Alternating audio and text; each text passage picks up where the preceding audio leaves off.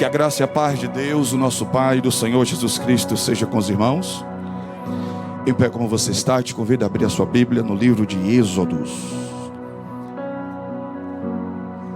Que presença maravilhosa, que presença gloriosa de Jesus neste lugar. Êxodo capítulo 17, o versículo de número 8 ao 12. Aos que nos assistem pela internet, que Deus te abençoe. Bem-vindo ao culto da família de Deus, na Assembleia de Deus New Life, aqui na 355 Broadway de Everett. Capítulo 17.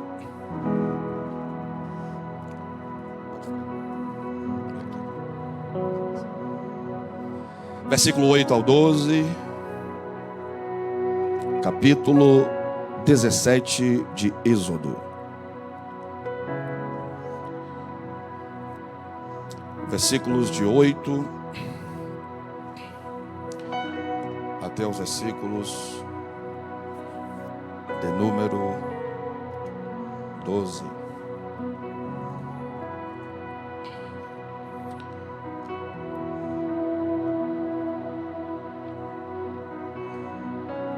Você já encontrou? Diga amém. Então veio Amaleque e pelejou contra Israel em Redfim. Pelo que disse Moisés a Josué: escolhe-nos homens e sai e peleja contra Amaleque amanhã.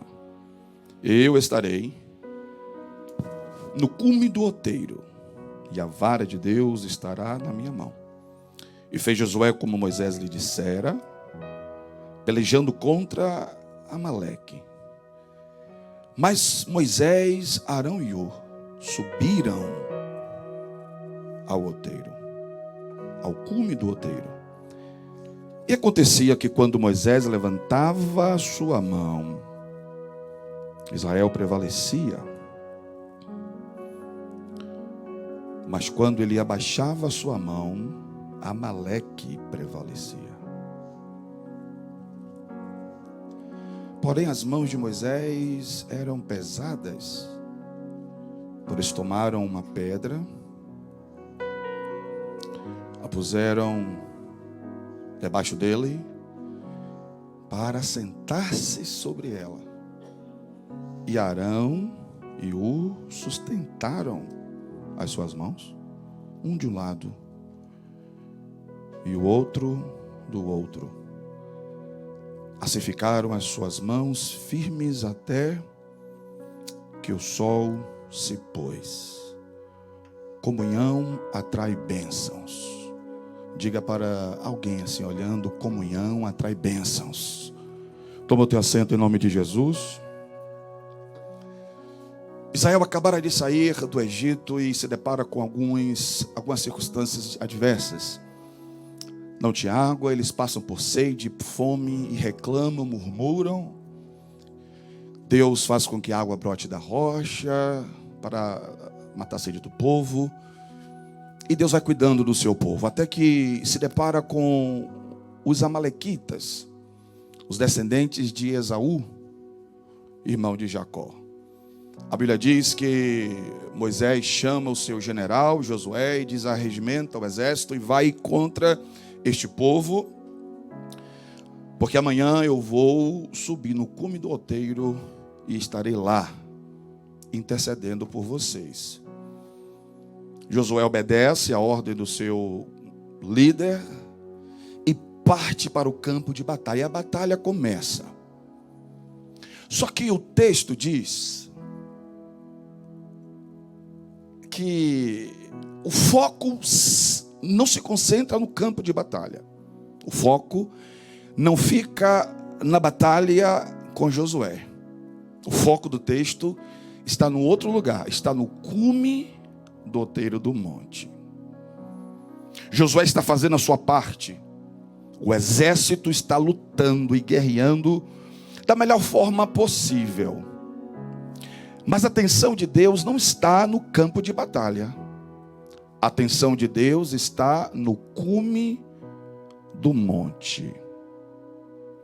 E o texto diz que não foi pela força e habilidade de Josué com o exército que o povo começa a vencer os amalequitas. Não.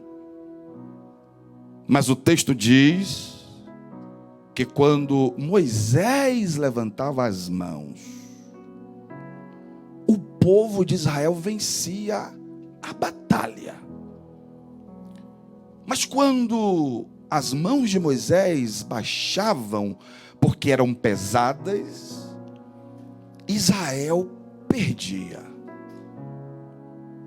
Observe que por mais esforçado que Israel fosse e que Josué fosse na frente do campo de batalha, Deus outorgou a vitória à comunhão de 3 homens: Moisés, Ur e Arão.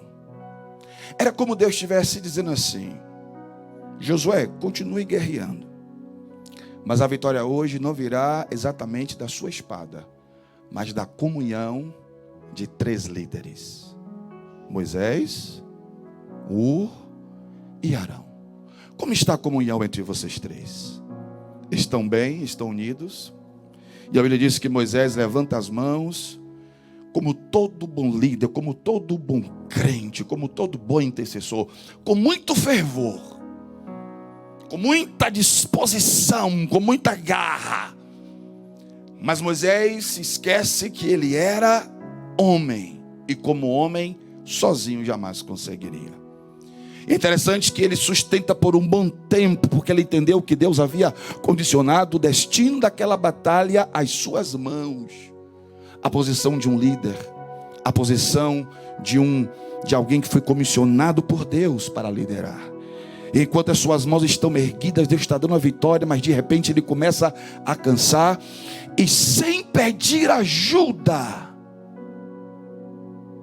sem dizer que eu estou cansado, sem pedir por socorro, Ur e Arão notam, percebem, veem o cansaço deste homem de Deus, a fraqueza e a fragilidade humana dele, e o poder da comunhão atrai Ur e Arão mais próximo de Moisés, porque a comunhão vai atrair você do seu irmão nos momentos de fraqueza. A comunhão existe para não deixar com que o fraco se enfraqueça mais, e não permitir que haja derrotas em momentos tão cruciais da batalha. E a Bíblia diz que quando esses homens são atraídos a Moisés, sustentam as suas mãos e as levantam. E as mãos de Moisés, quando voltam a levantar, por causa desses 2 homens, por causa da comunhão que eles tinham um com o outro, toda a congregação de Israel vencia. A comunhão é algo tão sério que a comunhão, algumas vitórias que você terá na sua vida, depende da congregação em que você está. A vitória de um membro depende da comunhão do corpo. A vitória de um exército depende da comunhão de cada soldado ligado um ao outro. Esta comunhão que assusta o inferno, porque o inferno sabe, por um lado, que você tem os seus limites humanos, e que vai chegar um momento em que você sozinho não vai desenvolver o melhor que você pode desenvolver. É nesse momento que você precisa entender o significado da palavra comunhão, ou união, ou unidade. Porque o cansaço chega para todos, e o cansaço que eu falo é o cansaço que se manifesta de várias maneiras: o cansaço físico, o cansaço mental, o cansaço emocional, o cansaço espiritual. Até o homem que fez com que o fogo descesse do céu, Elias, ele teve esse seu momento de cansaço, de frustração, de depressão. Ele foi para a caverna e ficou lá. Deus teve que mandar o anjo para encorajá-lo. Até o Filho de Deus enfrentou esse momento de cansaço. O texto de Marcos diz que ele entra em Samaria e senta no poço de Sicá. E o texto diz assim: e cansado do caminho, ele se sentou. Observe que o nosso destino espiritual, profético, aquilo que Deus preparou para nós, vai exigir a comunhão do corpo. É importante lembrarmos que Salomão disse no capítulo 4, e eu guardei essa palavra, ele disse algo muito lindo, e o homem mais sábio que já viveu na terra depois de Jesus Cristo. Ele disse: é melhor serem dois do que um, porque se um tiver com frio, o outro esquenta. Se um cair, o outro levanta. É melhor serem dois do que um, porque tem melhor resultado do seu trabalho. Se você trabalhar sozinho, companheiro, você vai ter uma paga. Mas se você trabalhar com alguém, unido a alguém, no corpo, entendendo essa sinergia, o salário vai ser muito maior. Mas ai de quem está só. E estar sozinho aqui não significa você não ter ninguém à sua volta. É você estar sozinho no meio de muita gente. Já se sentiu assim? Você está cercado de pessoas, está se sentindo só. Isso significa falta de comunhão. Você não pode se sentir só no corpo de Cristo. Você não pode deixar de experimentar essa essência do cristianismo que se chama comunhão. Ai de quem estiver só. Como você pode estar cercado de tantas pessoas, ter tantos amigos e ainda se sentir só? Como que você está sofrendo de solidão, cercado de tantas pessoas? Ai de quem estiver só, porque se cair, ninguém o levanta. Se tiver frio, ninguém o aquece. Portanto, é importante entendermos que a comunhão vai gerar bênçãos, vai atrair favores de Deus e vai produzir vitórias. Quando eu olho para o texto sagrado, eu vejo pelo menos 2 paralíticos que refletem o poder desta comunhão. Um tinha comunhão, outro não tinha. O paralítico de Betesda e o paralítico de Cafarnaum. Você conhece muito bem a história. Vou apenas recapitular para que você lembre. O paralítico de Betesda, porque não tinha comunhão. Não tinha comunhão. E ali tinha muita gente, pastor Linderson. O tanque de Betesda, diz o historiador, que tinha pelo menos 2.000 pessoas ali. Mas todo mundo doente. Cercado de muita gente, de muita pessoa. E quando as águas eram agitadas, todo mundo partia na frente e buscava o que era seu. E se esquecia do pobre coitado que estava lá esperando. E porque não tinha comunhão com o pessoal que estava ali, ele teve que esperar 38 anos. Quando Jesus chegou, ele perguntou: você quer ficar curado? Olha a primeira coisa que saiu pela boca deste paralítico: eu não tenho comunhão com ninguém aqui. Porque quando a água é agitada, não tem quem me carregue e me leve até a água para o ser curado. Jesus disse: entendi. Ok. 38 anos esperando. Agora o paralítico de Cafarnaum, leu, ele tinha 4 bons amigos. Tinha comunhão. Ali é comunhão. Diga assim: comunhão. Carregaram ele, levaram até onde Jesus estava para ser curado. Só que a casa estava cheia. A Bíblia diz que não puderam entrar. Presta atenção. Ter conhecido é uma coisa, mas ter comunhão é outra coisa. Quem tem comunhão com você, caminha com você a segunda milha. E é desse tipo de comunhão que a Bíblia está falando, que a Bíblia se refere, que Deus se refere à união do membro. A Bíblia diz que quando os amigos viram a dificuldade de entrar e levar esse paralítico aos pés de Jesus, eles não deram uma desculpa, eles deram um jeito. Eles subiram no teto, destelharam uma casa e desceram esse homem numa maca carregado. A Bíblia diz que os 4 amigos desceram esse seu amigo e colocou nos pés de Jesus. Jesus, diz o texto de Lucas, que quando viu a fé deles, de quem? Não do paralítico, mas dos amigos que tinham comunhão, disse para o paralítico: perdoados são os teus pecados. Levanta-te, pega o teu leito e anda. A comunhão tem o poder de fazer por você o que você não poderia fazer por você mesmo. Então, por favor, olhe para quem está pertinho de você aí e diga assim: eu preciso muito de você. Fale, por favor, fale aí em nome de Jesus. Fale aí em nome de Jesus. O apóstolo Paulo, ele escreveu no capítulo 6 a carta aos Gálatas, e ele disse assim: vocês querem cumprir a lei de Cristo? Querem cumprir a lei de Cristo? Querem ser cristãos verdadeiros e autênticos? Façam uma coisa: levem as cargas uns dos outros, e assim cumprireis a lei de Cristo. A comunhão não se limita apenas aos momentos bons, mas aos momentos de carga, de peso, de incômodo. Porque se queremos ver uma comunidade cristã saudável, sadia e crescente, nós precisamos entender que o que é meu é teu, e o que é teu é nosso, e o que é nosso é de Deus. A Bíblia diz que a igreja primitiva, ela entendeu o que assustava o inferno. Não é o tão eloquente que você prega, não é o tanto de unção que você tem, não é o quão articulista você é, ou o quão bom você administra o seu ministério, mas é o quão unido você está ao seu irmão.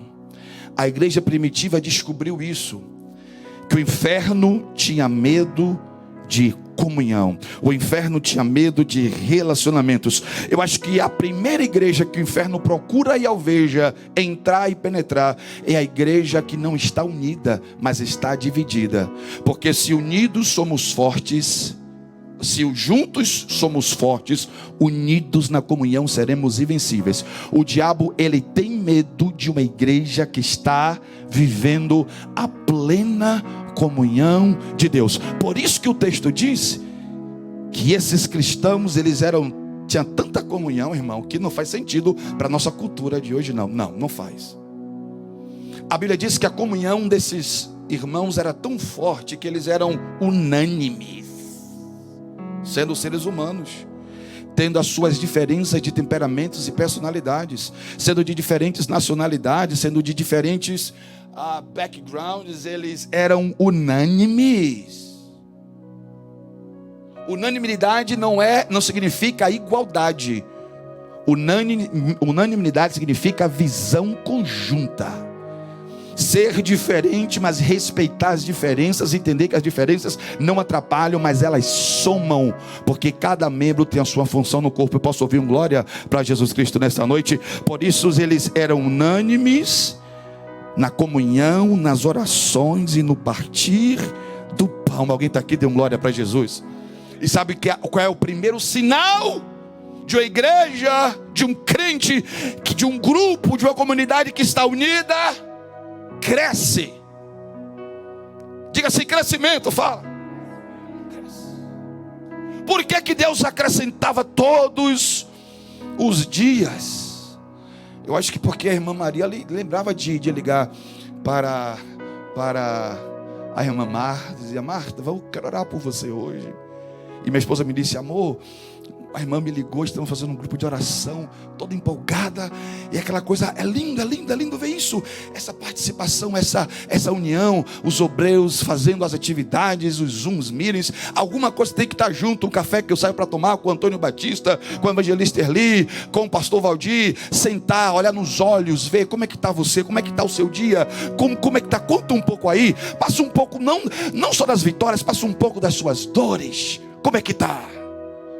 Eles eram unânimes na comunhão e no partir do pão. Então, quando havia isso, a Bíblia diz que Deus mesmo acrescentava todos os dias aqueles que que eram sendo salvos por causa da comunhão. A comunhão é algo tão sério.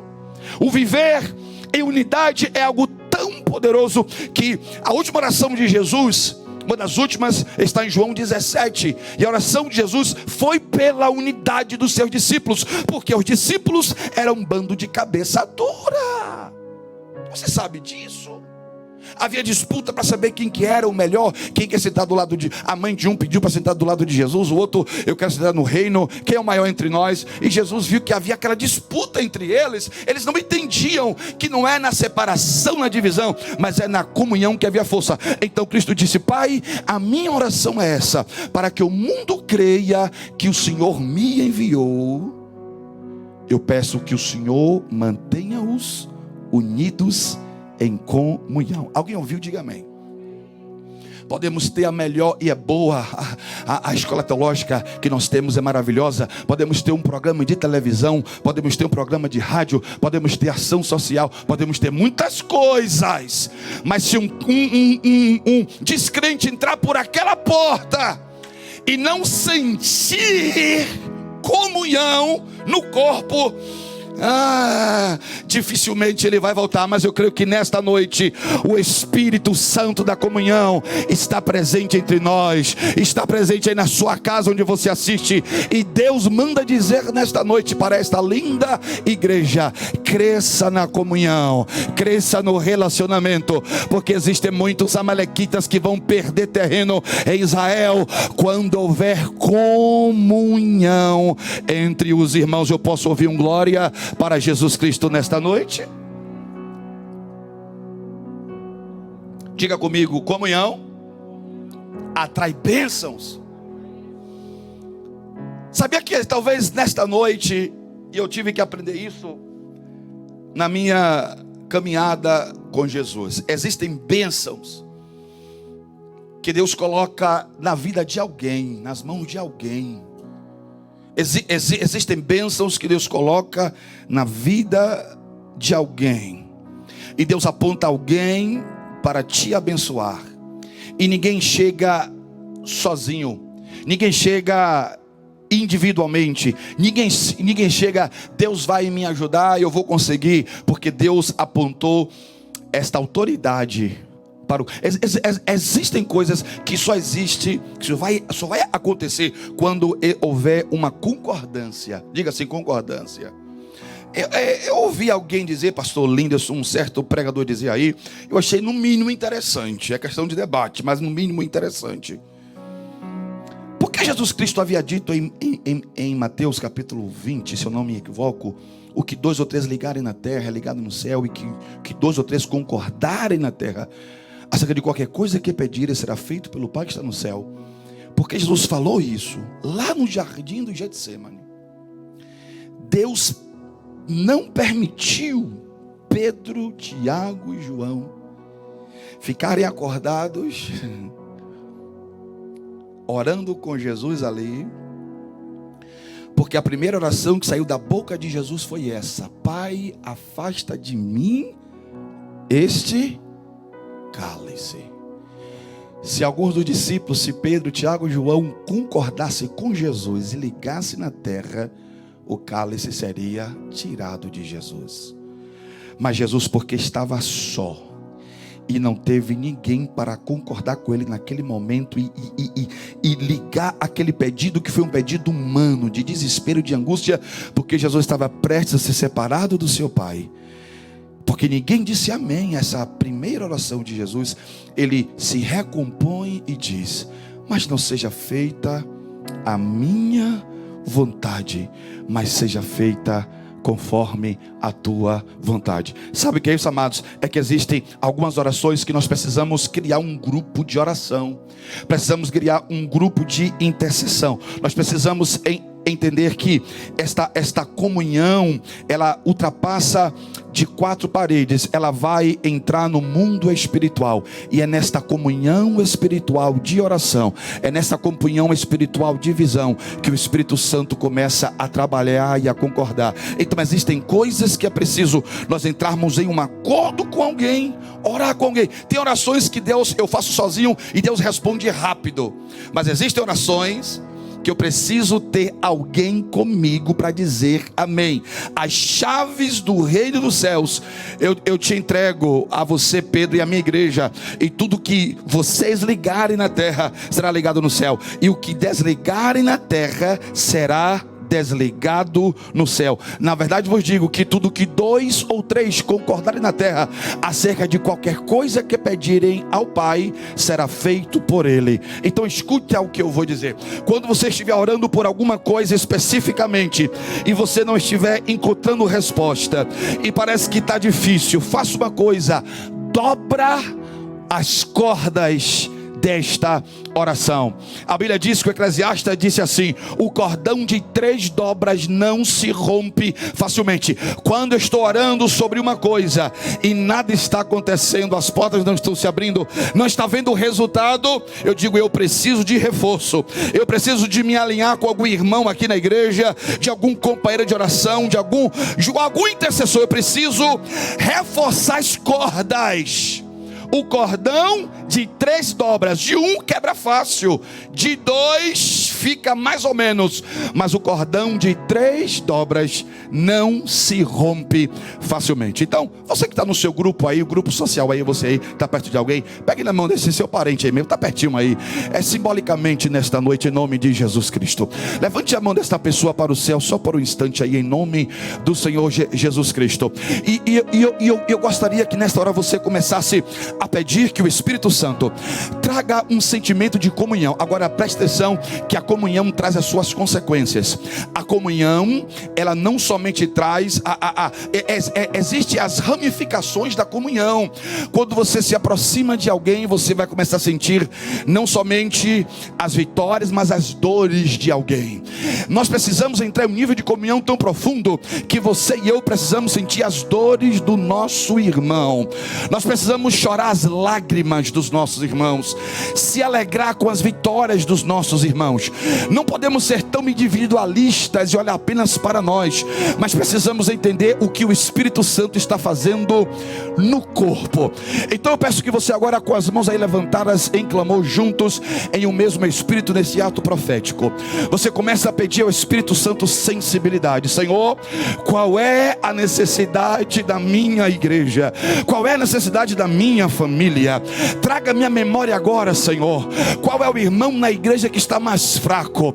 Qual é o irmão, Senhor amado, que está mais desonroso? Porque a tua palavra diz, Senhor, que os mais fracos são necessários, e até os que julgamos merecer menos honra, esses devem ser os mais honrados. O que está separando você da visão, da congregação, do corpo e da comunhão com este corpo de Cristo? Existem pessoas que se afastaram, pessoas que abandonaram a fé, pessoas que saíram da igreja, abandonaram o seu ministério, porque não conseguiram entender o sentimento de comunhão. Sabe por quê?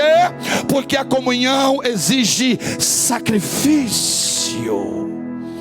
E Deus quer que você sofra com os que estão sofrendo, mas também se alegre com aqueles que estão se alegrando. Nesta noite de Santa Ceia, nada mais importante do que crentes que estão unidos no cume do outeiro, unidos no mesmo propósito.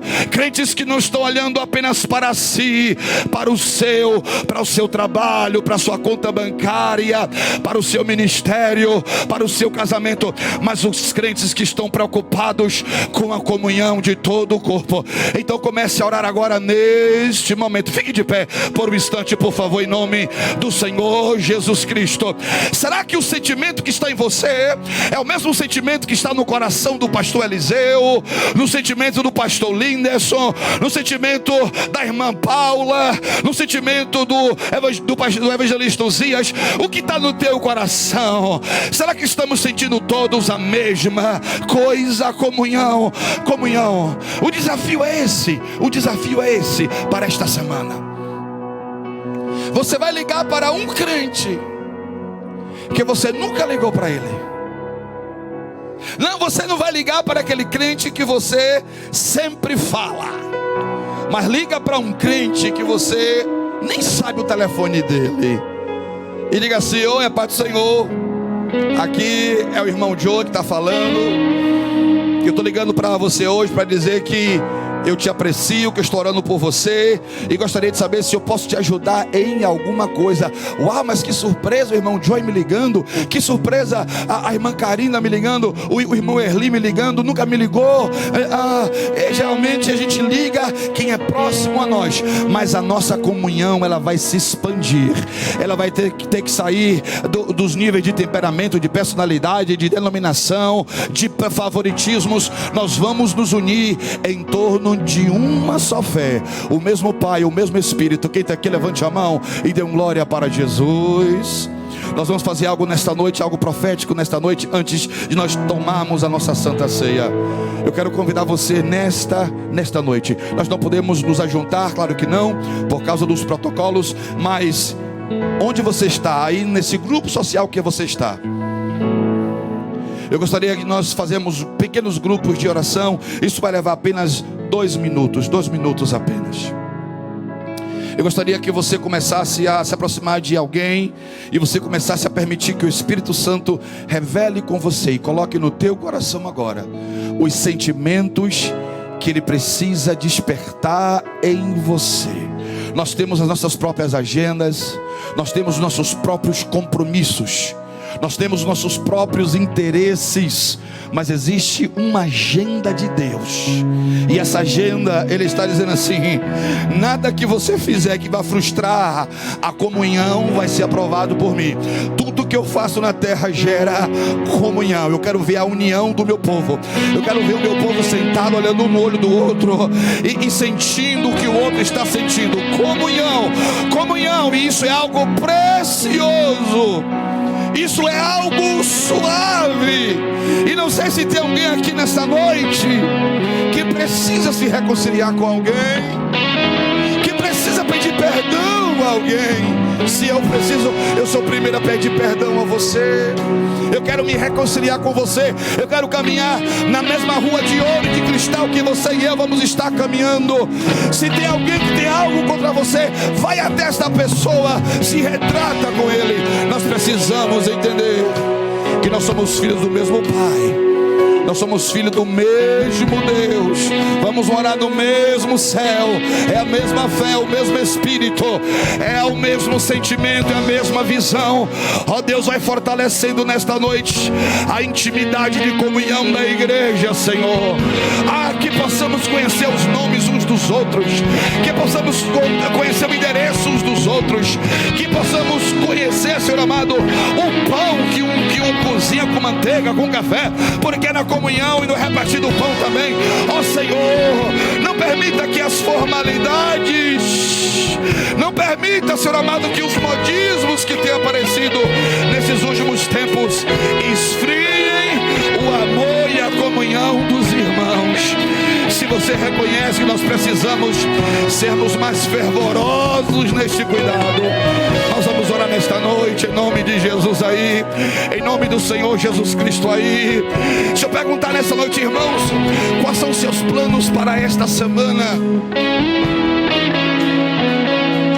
Você vai dizer: eu tenho que pagar essa conta, eu tenho que comprar esse negócio, eu tenho que fazer esse investimento, eu tenho que desenrolar esse contrato, eu preciso disso, eu preciso daquilo. Você vai perceber que se você for sincero e honesto, se nós formos sinceros e honestos, a nossa agenda começa com o nosso eu, Júnior. Eu preciso, eu vou, eu quero, eu pretendo. Mas o que o Espírito Santo quer despertar em nós nesta noite, quem está aqui deu glória para Jesus, é substituir o eu por nós. Que a comunhão entre Moisés, Arão e Ur gerou a vitória para todo Israel. A união entre Ruth e Noemi gerou casamento com Boaz. A união entre Davi e Jonatas trouxe livramento das mãos de Saul. A união entre Eliseu com Elias fez com que a capa descesse. A união entre os 4 amigos trouxe a cura para aquele paralítico. A comunhão de Deus produz e gera bênçãos. Existem favores que Deus colocou sobre a sua vida, que está nas mãos de alguém. E nesta noite, se você puder entender que quando nós estamos nesta comunhão, vivendo nesta comunhão, carregando as cargas uns dos outros, isso não faz sentido para a cultura pós-moderna. Porque a Bíblia diz que um dos sintomas dos tempos do fim é que os homens serão amantes de si, mas não na igreja. Aqui nós amamos uns aos outros. Quantos podem dizer amém? Eu não sei se tem aqui nesta noite alguém, ou se pela internet tem alguém assistindo, que você quer fazer parte desta família de Deus. Sim, a família que, como os irmãos, tem as suas diferenças, tem os seus momentos, mas que se amam uns aos outros e que vivem em comum e que falam a mesma língua. Se você quer fazer parte da família de Deus, não sei se você está aqui nesta noite, você quer receber a Jesus Cristo como teu Senhor, Salvador. Se você quer ter o seu Pai, Deus, escrevendo o seu nome no livro da vida, dê o seu nome aí na internet, coloque o seu nome aí nos pedidos, aí nos comentários. Nós vamos ligar para você, orar para você, ou nos mande uma mensagem com o seu telefone. Vamos entrar em contato com você, orar por você. Nós queremos ter comunhão com você também. Nós não estamos sozinhos. Ouvi dizer um certo provérbio que quem caminha sozinho caminha mais rápido, mas quem caminha unido vai mais longe. Nós queremos ir mais longe, uns com os outros, com a ajuda do nosso Deus. A paz, meus irmãos. Esse é um vídeo instrutivo de como dizimar e ofertar gratuitamente usando o aplicativo Zelle. Vários bancos já usam o Zelle dentro do seu próprio aplicativo para transferências de dinheiro. Mas, se o seu banco não usa Zelle, você pode baixar o aplicativo gratuitamente na sua loja de app para Android ou iOS e transferir do mesmo jeito. É bem simples realizar a transferência via Zelle. Primeiro, você deve abrir o aplicativo do seu banco. No nosso caso, nós estamos usando aqui o aplicativo do Bank of America. Em seguida, você deve procurar no aplicativo o ícone do Transfer Zelle. No nosso caso, está aqui na parte inferior da tela, e tocar nesse ícone. Logo em seguida, você vai tocar em Send. E então, você terá que inserir os dados da igreja. Bom, para fazer essa transferência, basta você inserir o número de telefone que está vinculado à conta da igreja. No nosso caso, o número é o 617-543-6073. E em seguida, você clica em Send Money. Bom, agora você vai poder conferir o número de telefone que você digitou e logo abaixo o nome da nossa igreja. Bom, está tudo certo. Agora você insere o valor que você quer enviar como dízimo e como oferta. Logo depois, você clica em continuar. Aqui nós temos todas as informações da sua transferência, o valor, o número do telefone e o nome da nossa igreja. Na parte inferior aqui da tela, você pode tocar em Send. Pois bem, é isso daí. Já está tudo certo. Você já enviou o seu dízimo e a sua oferta e cumpriu o seu papel de ser fiel a Deus em todas as circunstâncias.